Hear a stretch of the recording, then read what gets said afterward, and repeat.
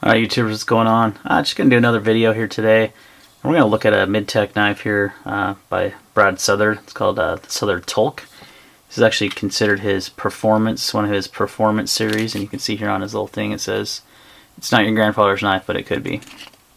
Model 3002 Tolk, CTS XHP Blasted Titanium. So you get a nice little presentation box here. Get kind of like a little birth card there. Made in Tucson, Arizona.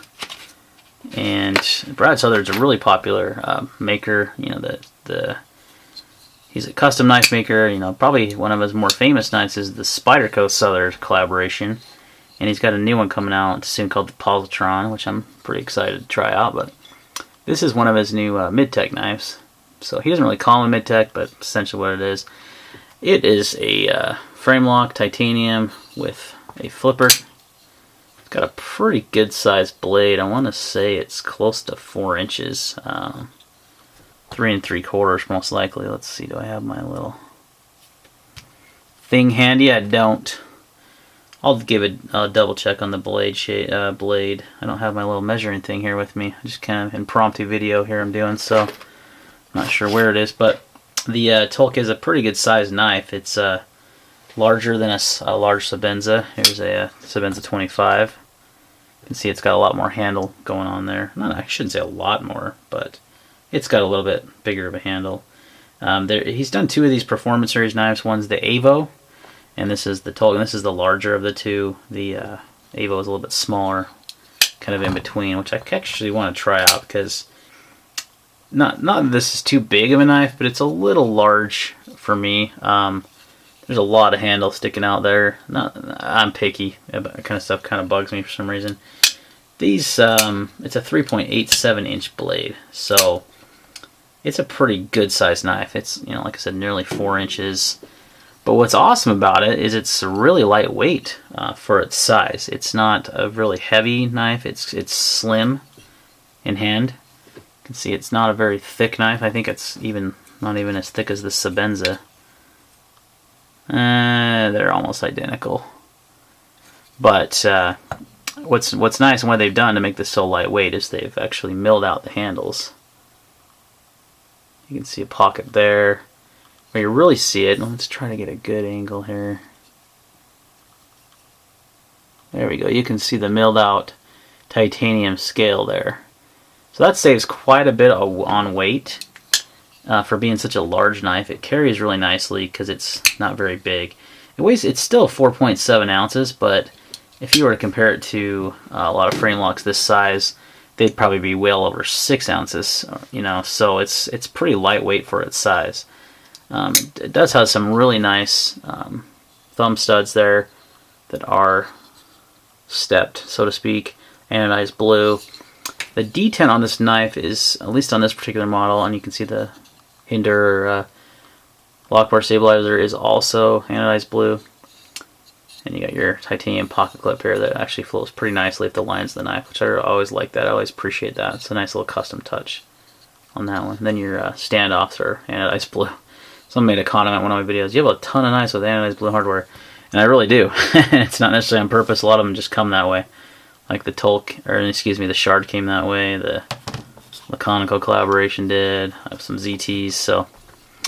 But you get a lot of good attention to detail on this knife. Yeah, some really nice contouring on the handles. It's nice milling on the titanium. You know, it's not just a plain slab of titanium. It's got some nice design elements. So it's a really good knife. Don't, you know, price-wise, it's a mid-tech. Being that it is a Brad Southard, it is going to come around anywhere between the lowest I see them on the secondary is 400 up to 500, so you're in that kind of price range there.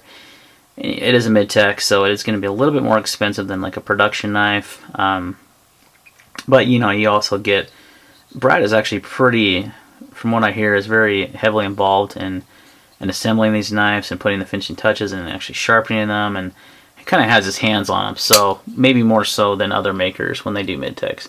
Got the nice two-tone blade there with the stonewash and the satin grinds there. Really nice. CTX XHP steel. Not sure what to call this blade shape. We'll call it a drop point, but it's kind of a funky curve there. Which, one thing I will say, I've not always been a huge fan of the Southard blade shapes.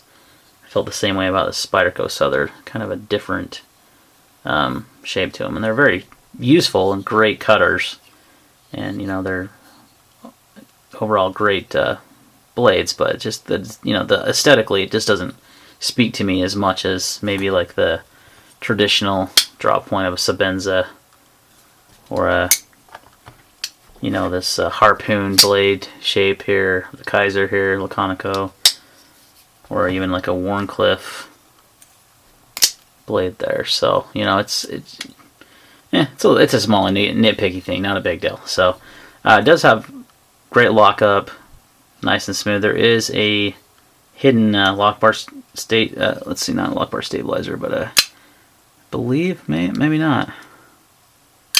Maybe there's not a stainless steel lock bar insert, but there's 0 lock stick on this baby. So he's definitely got it down. What I was saying earlier was the D10 is kind of set up, even though it's a flipper, these thumb studs are very functional, and it's kind of set up the D10 wise to be a flipper, and to use the thumb studs. So it flips just fine. It's smooth, very smooth action, but it's not like the best D10. Like you can make, you can see it barely engaged there with my left hand. So it's kind of weaker on the D10 side, but that's because it's got functional thumb studs. So, it's kind of like a Hinder D10, maybe a little stronger than that, but where you can use the thumb studs or the flipper. So, and you can light switch it or push button that flipper.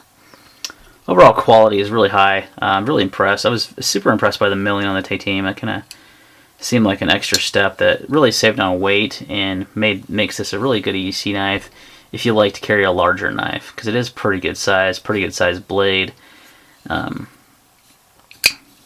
Overall, pretty impressed with it.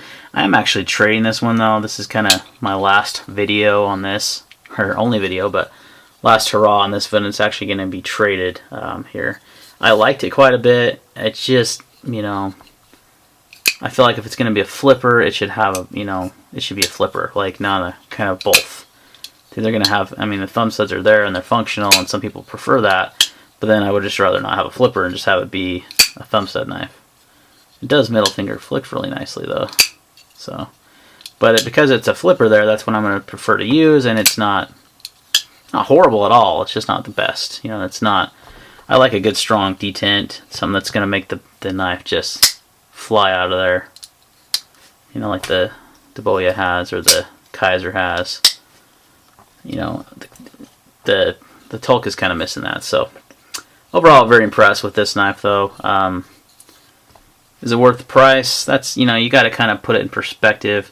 It's got a lot of nice custom touches on it. It's got a lot of good attention to detail you're not going to typically get with a production knife.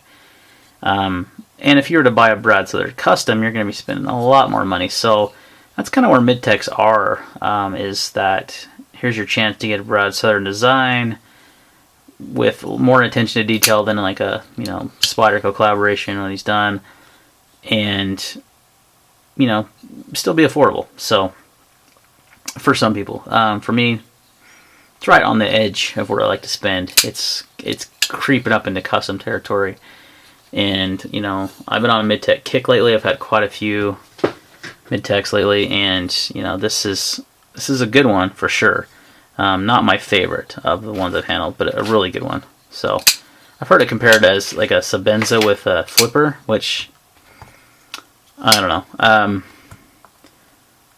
Quality-wise, yeah, it's up there with a Sabenza, but Sabenza is a production knife. But again, Chris Reeves is kind of setting the bar pretty high on these, and I would say the Southard or the Tolk is quality-wise up there with the Sabenza for sure. Absolutely. It's also right there in the price range too, so it should be, in my opinion. But apples and oranges. Alright guys, that's a quick video on the Southard Tolk. Like I said, gonna be trading this one off. Got a Les George Talos on the way, which I'm a big Les George fan, and I want to try the Talos. So it's a pretty even trade straight across, and I'm pretty happy with it. I did enjoy my time here with the Tolk. You can see it's in pretty much mint condition, so, but it is spoken for. Alright guys, if you have any questions or comments on the Southard Tolk, or any of these other knives I've kind of showed you in this video, please leave them down below, and we'll see you on the next one.